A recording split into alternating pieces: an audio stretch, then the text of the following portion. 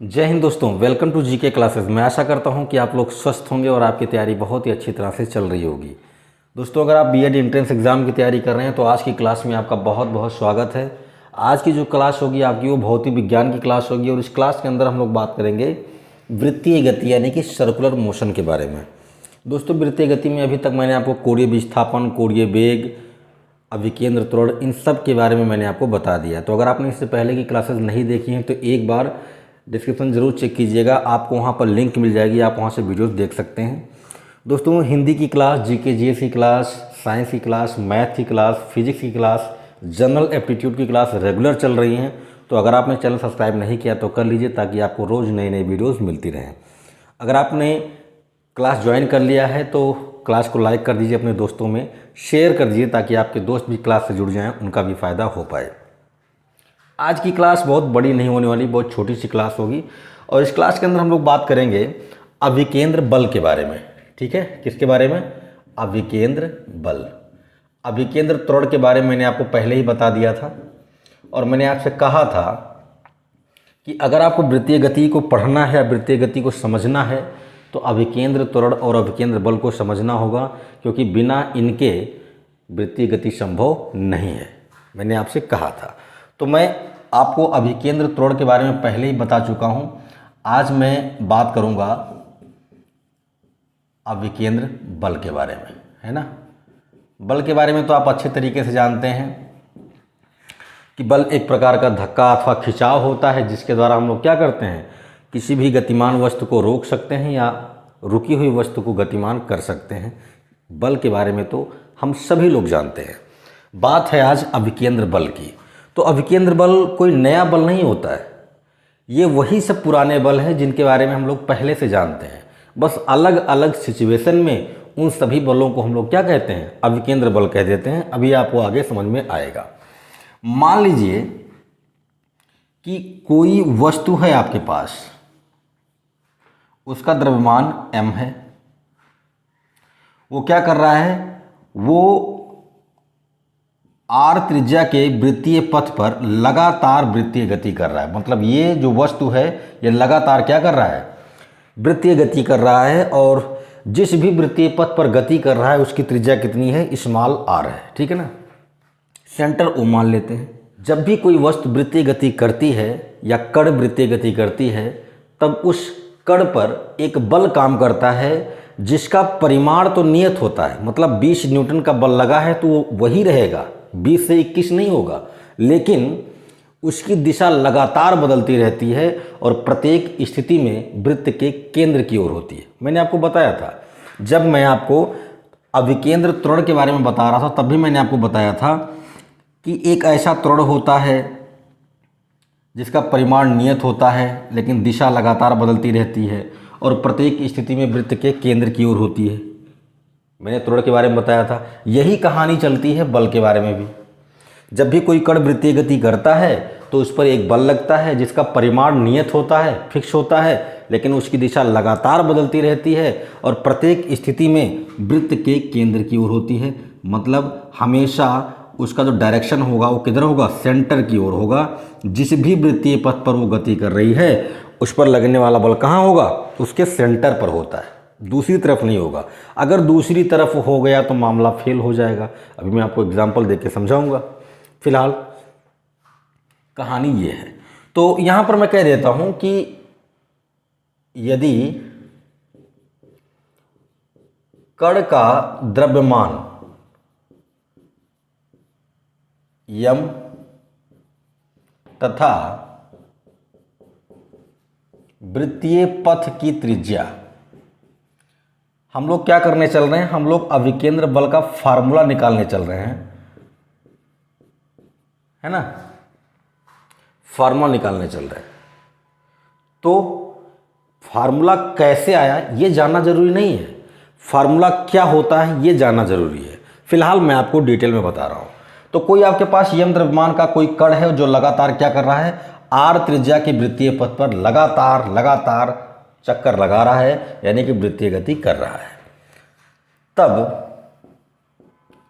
इस दशा में कण पर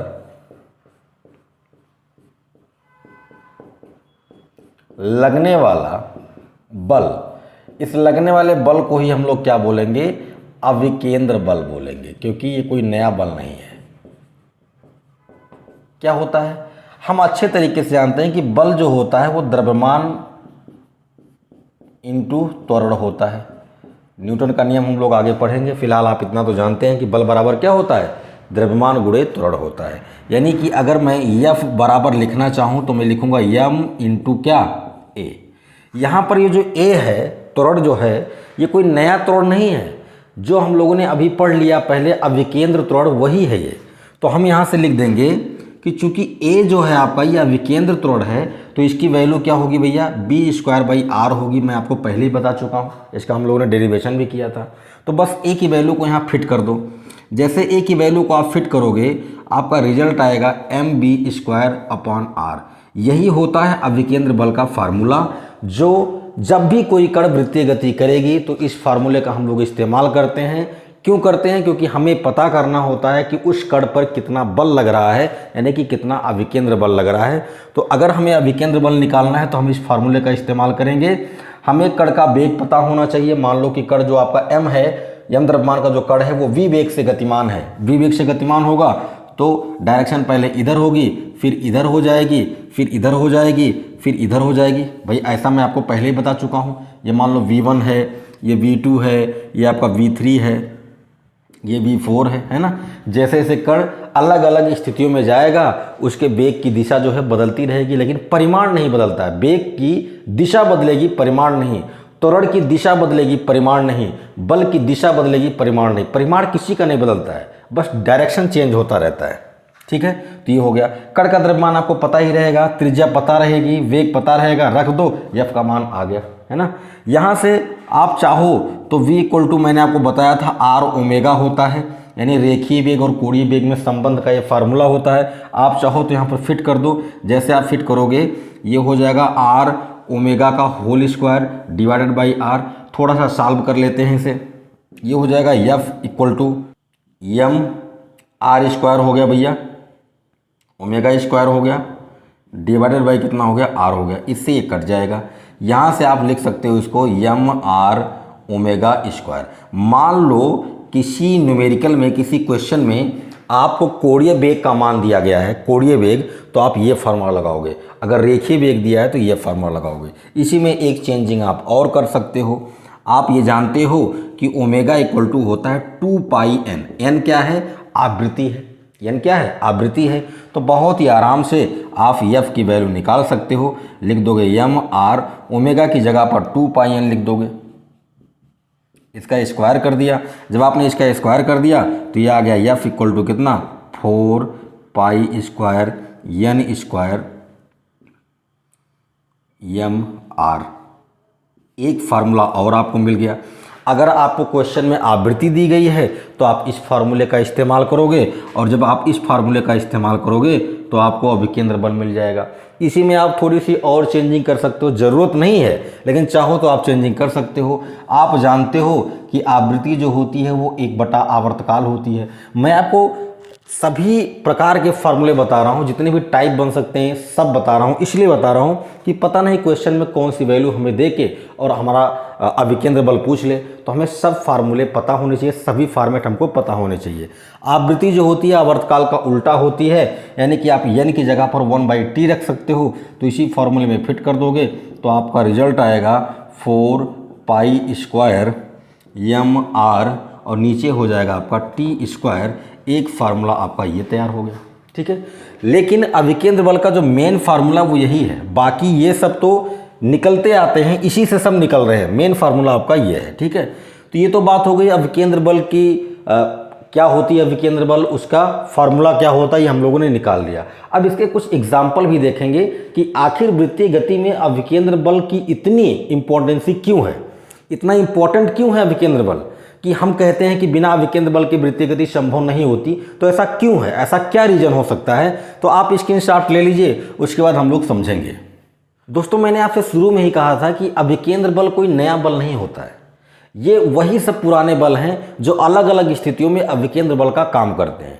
जैसे गुरुत्वीय बल हो गया, चुंबकीय बल हो गया, वैद्युत बल हो गया, है ना, घर्षण बल हो गया, ये सारे बल जितने भी बल होते हैं ये सभी अलग अलग स्थितियों में अभिकेंद्र बल का काम करते हैं और बिना इन बलों के वृत्तीय गति संभव नहीं है। एग्जाम्पल के तौर पे पृथ्वी जो है लगातार सूर्य का चक्कर लगा रही है और हम जानते हैं कि पृथ्वी सूर्य का जो चक्कर लगा रही है वो वृत्तीय पथ पर चक्कर लगा रही है, यानी वृत्ताकार पथ पर घूम रही है। अब अगर कोई भी चीज़ लगातार वृत्तीय पथ पर घूम रही है तो उसको एक बल मिलना चाहिए जो क्या करे, उसको उसके पोजीशन पर खींच के रखे। भाई सीधी सी बात यह है कि मान लो कि ये सूर्य है और ये पृथ्वी है, लगातार क्या कर रही है, लगातार वो सूर्य के चारों ओर वृत्तीय गति कर रही है। तो इस पृथ्वी पर एक बल लगना चाहिए जो क्या करे, जो सूर्य से खींचकर उसको रखे। अगर ये बल ढीला पड़ जाएगा तो पृथ्वी अपने वृत्तीय पथ से भटक जाएगी, तब इधर उधर लुढ़कते हुए चलेगी। जैसे दारूबाज जो होते हैं शराब पीने के बाद ऐसे ऐसे चलते हैं ना, वैसे ही चलेगी। तो मतलब क्या है कि पृथ्वी पर सूर्य के द्वारा एक बल लगाया जाता है जो क्या करता है, वो खींच के रखता है ताकि पृथ्वी अपने मार्ग से भटके ना। वो बल कौन सा होता है, वो सूर्य द्वारा पृथ्वी पर लगाया गया गुरुत्वाकर्षण बल होता है और इसे ही हम लोग कहते हैं अभिकेंद्र बल। कहते हैं कि पृथ्वी सूर्य का लगातार चक्कर लगा रही है वृत्तीय पथ पर, तो सूर्य का चक्कर लगाने के लिए पृथ्वी को अभिकेंद्र बल की आवश्यकता होती है और वो बल कहाँ से मिलती है, सूर्य के द्वारा पृथ्वी पर लगाए गए गुरुत्वाकर्षण बल से मिलती है। एक एग्जाम्पल हो गया। इसी को आप देख सकते हैं कि चंद्रमा पृथ्वी का लगातार चक्कर लगा रही है, तो पृथ्वी क्या कर रही है, चंद्रमा को गुरुत्वाकर्षण बल से खींच के रखती है ताकि चंद्रमा अपने मार्ग से भटके ना। दूसरा एग्जाम्पल आप देखो, आप जानते हो कि इलेक्ट्रॉन जो होते हैं वो नाभिक के चारों ओर लगातार चक्कर लगाते रहते हैं वृत्तीय पथ पर, है ना। जैसे मान लो कि ये नाभिक है और ये इलेक्ट्रॉन है, तो इलेक्ट्रॉन क्या करता है, लगातार नाभिक के चारों ओर वृत्तीय कक्षा में चक्कर लगाता है। अब इलेक्ट्रॉन को भी एक बल चाहिए जो क्या करे, जो नाभिक से खींच के रखे, नहीं तो क्या होगा, इलेक्ट्रॉन अपने मार्ग से भटक जाएगा और कहानी खत्म हो जाएगी। तो नाभिक क्या करता है, इलेक्ट्रॉन पर एक वैद्युत आकर्षण बल लगाता है, खींच के रखता है ताकि इलेक्ट्रॉन अपने रास्ते से भटके ना, क्योंकि इलेक्ट्रॉन पर हम जानते हैं नेगेटिव चार्ज होता है और नाभिक पर पॉजिटिव चार्ज होता है, क्योंकि नाभिक के अंदर तो प्रोटॉन और न्यूट्रॉन होते हैं। इलेक्ट्रॉन पर नेगेटिव होता है और नाभिक के अंदर जो होता है, नाभिक पर जो चार्ज होता है वो पॉजिटिव होता है, तो प्लस वाला हमेशा क्या करेगा, माइनस वाले को खींच के रखेगा। बात समझ में आई। तो जब भी कहते हैं कि हम लोग कि इलेक्ट्रॉन नाभिक का लगातार चक्कर लगा रहा है, तो ऐसी अवस्था में इलेक्ट्रॉन को अभिकेंद्र बल की आवश्यकता होती है और वो बल कहाँ से मिलती है, नाभिक द्वारा इलेक्ट्रॉन पर लगाए गए वैद्युत आकर्षण बल से। एग्जाम्पल एक हो गया। दूसरा आप देखते हैं कि रोड पर मोटर कार चलती है, गाड़ियाँ चलती हैं, उसके टायर लगातार घूमते रहते हैं। तो टायर अगर लगातार घूम रहे हैं तो इसका मतलब कि टायर क्या कर रहे हैं, वृत्तीय गति कर रहे हैं। अब कोई भी चीज़ अगर वृत्तीय गति कर रही है तो उसको अभिकेंद्र बल की जरूरत होती है, जैसा कि हम लोगों ने अभी तक कह दिया। तो अगर टायर को अभिकेंद्र बल की आवश्यकता है तो वो अभिकेंद्र बल टायर को कहाँ से मिलेगी, टायर और सड़क के बीच होने वाले घर्षण बल से। अगर घर्षण ना हो तो टायर घूमेगा नहीं, तब फिसलेगा, और अगर टायर फिसलेगा तो टायर पूरी तरह से घूमेगा कहाँ, तो टायर वृत्तीय गति करेगा नहीं। लेकिन अगर टायर घूम रहा है, पहिया अगर पूरी तरीके से घूम रहा है, इसका मतलब कि पहिए और सड़क के बीच में घर्षण बल हो रहा है, इसीलिए तो घूम रहा है। तो पहिए को वृत्तीय गति करने के लिए आवश्यक अभिकेंद्र बल कहाँ से मिलता है, सड़क और टायर के बीच लगने वाले घर्षण बल से मिलता है। एक और एग्जाम्पल ले लो, आप एक डोरी ले लो, उस डोरी में एक किनारे आप एक पत्थर बांधो और पत्थर बांधने के बाद डोरी को ऐसे ऐसे गोल गोल ऐसे ऐसे घुमाओ, तो आप क्या देखोगे कि जो पत्थर बंधा हुआ वो लगातार क्या करेगा, वृत्तीय गति करेगा। जैसे समझो ये एक डोरी था मेरे पास, इसमें मैंने एक पत्थर बांध दिया, अब यहाँ से पकड़ के इसको ऐसे घुमाऊंगा तो ये क्या करेगा, ये ऐसे वृत्तीय गति करेगा। अगर डोरी ढीली है तो पत्थर वृत्तीय गति नहीं करेगा, तब ऊपर नीचे ऐसे घूमेगा। अगर डोरी जो है वो ढीला है तो पूरी तरीके से पत्थर वृत्तीय गति नहीं करेगा, तब यहाँ जाएगा, यहाँ आएगा, यहाँ जाएगा, यहाँ आएगा, इस तरह से चलेगा। जितनी टाइट होगी ये डोरी उतनी ही अच्छे तरीके से पत्थर क्या करेगा, वृत्तीय गति करेगा। तो यहां पर पत्थर को वृत्तीय गति करने के लिए आवश्यक अभिकेंद्र बल कहां से मिल रहा है? आवश्यक अभिकेंद्र बल डोरी के तनाव से मिल रहा है, और तनाव भी एक प्रकार का बल होता है। यानी डोरी जितनी टाइट रहेगी, डोरी में जितना तनाव रहेगा, उतनी अच्छे तरीके से पत्थर क्या करेगी? वृत्तीय गति करेगी। इन केस मान लीजिए डोरी टूट गई, तो मान लो ऐसे घुमा रहे थे आप और अचानक से यहां पहुंचे थे, डोरी टूट गई, तो पत्थर आगे थोड़ी आएगा, ऐसे निकल जाएगा। जिस भी पोजीशन में रहेगा पत्थर उसी दिशा में क्या करेगा? निकल जाएगा। बात समझ में आ रही है? तो ये तो हो गई बात वृत्तीय गति की। वृत्तीय गति के लिए अभिकेंद्र बल की क्या इंपॉर्टेंस है आप समझ पा रहे होंगे। कोई अभिकेंद्र बल कोई नया बल नहीं होता है, अलग अलग कंडीशंस में वही हमारे पुराने बल अभिकेंद्र बल का काम करते हैं। तो मैं आशा करता हूं कि आप अभिकेंद्र बल को लेकर आप कोई भी कन्फ्यूजन आपके दिमाग में नहीं होगा। फार्मूला ये हुआ, ये फार्मूले हो गए अभिकेंद्र बल के, और एग्जाम्पल तो आपने समझ ही लिया। ठीक है, कई एग्जाम्पल आपके डेली लाइफ में आप कई एग्जाम्पल देखते हैं। जैसे आप साइकिल लेकर जा रहे हो और आपको क्या करना है, एक मोड़ आ गया है, एक घुमाव आ गया है और आपको वहाँ पर घूमना है। तो जितनी देर के लिए आप घूमते हो, जितनी देर के लिए, जैसे आप ये सड़क पर जा रहे थे और अचानक से क्या आ गया, मोड़ आ गया ऐसे, तो आप जब यहाँ से लेकर यहाँ तक जाते हो तो उतनी दौरान आप क्या करते हो? वृत्तीय पथ पर गति कर रहे हो, मतलब गोल गोल घूम रहे हो। तो वृत्तीय पथ पर अगर आप गति कर रहे हो तो आपको अभिकेंद्र बल की जरूरत पड़ेगी, और वहाँ पर अभिकेंद्र बल आपको कहाँ से मिलेगी? साइकिल के टायर और सड़क के बीच में जो घर्षण बल होगा वहाँ से मिलेगी। अगर साइकिल का टायर फिसल जाए तब आप घूम नहीं पाओगे, तब आप दूसरी तरीके से घूम जाओगे, ये आप जानते हो। ठीक है, तो कोई भी चीज़ अगर घूम रही है तो उसको अभिकेंद्र बल की ज़रूरत पड़ती है। ठीक है, तो दोस्तों आज की क्लास में मैंने आपको अभिकेंद्र बल के बारे में बताया। मैं आशा करता हूँ कि आप समझ गए होंगे कि अभिकेंद्र बल क्या होता है, इसकी क्या इंपॉर्टेंस है, इन सारी चीज़ों को आप समझ गए होंगे। तो आज की क्लास को यहीं पर रोकता हूँ। क्लास कैसा लगा कमेंट के माध्यम से ज़रूर बताएं।